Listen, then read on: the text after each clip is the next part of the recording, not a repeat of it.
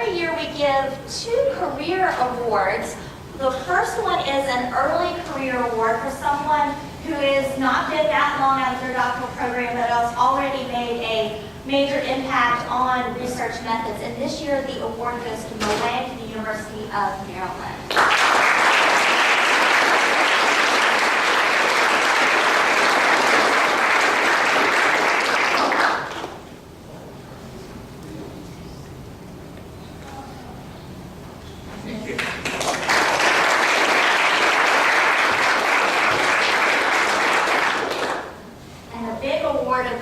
Is the Distinguished Career Award.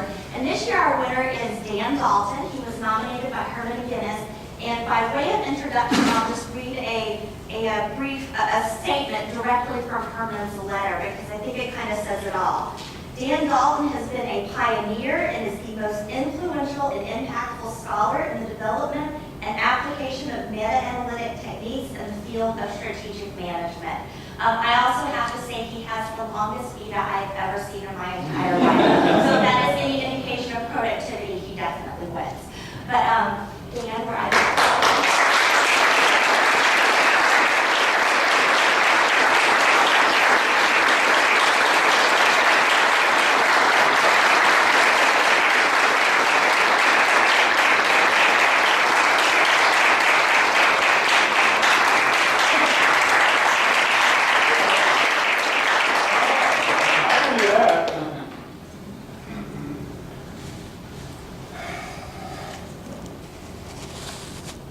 I was asked in the last couple of days to make a comment for a press release or something on that order, and it was a very short one. I'll share it with you.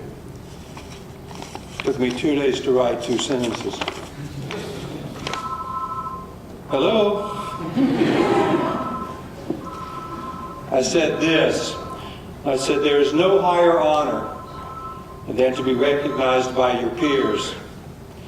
Ours is a society of colleagues and mentors whose work instructs and inspires us. It is in that spirit that my work may have modestly contributed to that tradition. I like that, actually, and I think it's true. I'd like to share a quick story with you that may illustrate it, how what at the time seemed to be such a a good decision, I thought, but a modest one, and what it turned out to be. Some years ago, well, Larry, maybe it wasn't that many years ago, Larry Williams was a doctoral student at Indiana University, and I was on faculty there, but we would work together in that capacity very little, actually. I played a little tennis from time to time. But to suggest that even then, Larry was a devotee of research methods would be a gross understatement. He was very good at it even then. I remember shortly after his graduation, I went to a 2-day seminar on structural equation modeling. I believe it was at Purdue University. I laugh because most of you don't talk about IU and Purdue in the same sentence. It was fabulous, and we'd become friends. And then it came to be that I was asked to be the editor of the Journal of Management. And for some reason I've forgotten I actually did that for 4 years. And somewhere during that time, Larry and I had a conversation. And we ruled that there were really very few outlets for organizational research scholarship, and wondered what we could do about it, and did in fact do something about it. We put a dedicated section in the Journal of Management, and Larry looked after that for some years actually, and did a terrific job. I mean, you all know that. That was a controversial decision at the time, because I got some phone calls and some mail that basically said, well, Dan, that's all well and good, but where's the special issue part of this, or the special part of the journal that's going to be dedicated to international studies and whatnot? That was reasonable, I guess. But I thought it was a good idea. Larry thought it was a good idea. But then the day came when Larry came to me and he said, well, that was fabulous, but we're going to try something a little different. And he did that too.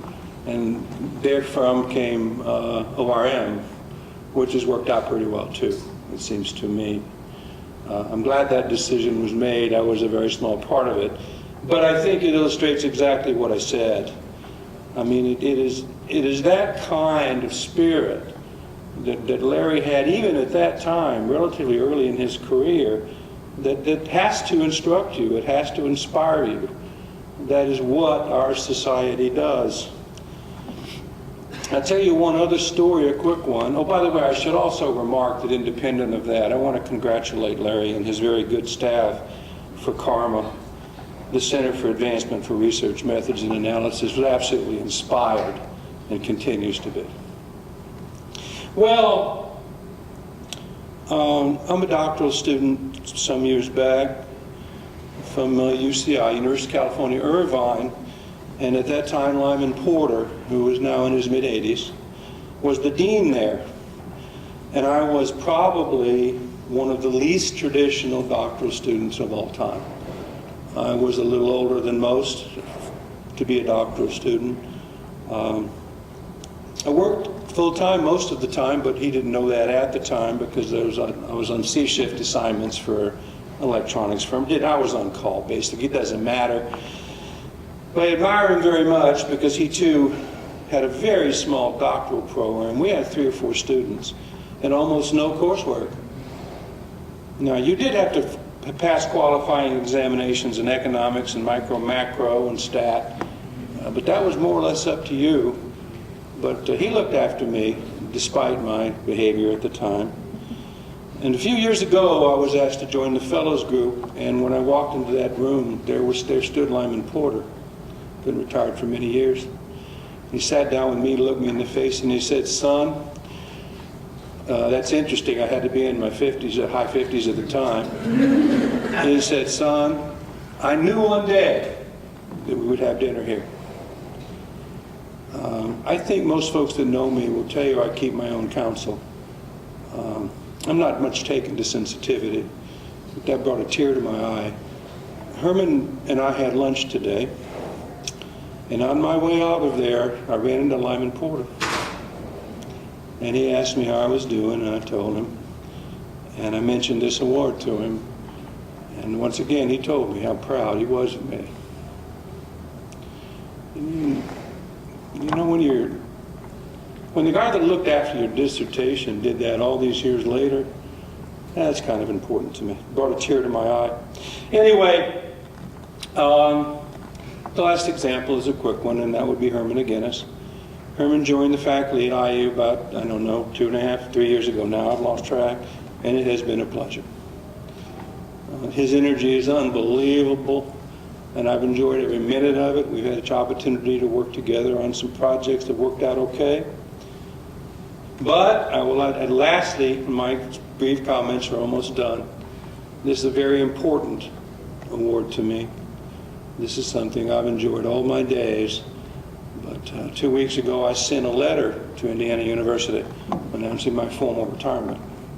I've been there 32 years, and it is time. And so you and others that are interested in research methods and the like, for you to honor me in this way at this time, going back to there's no higher honor than to be recognized by your peers. I thank you very much for that.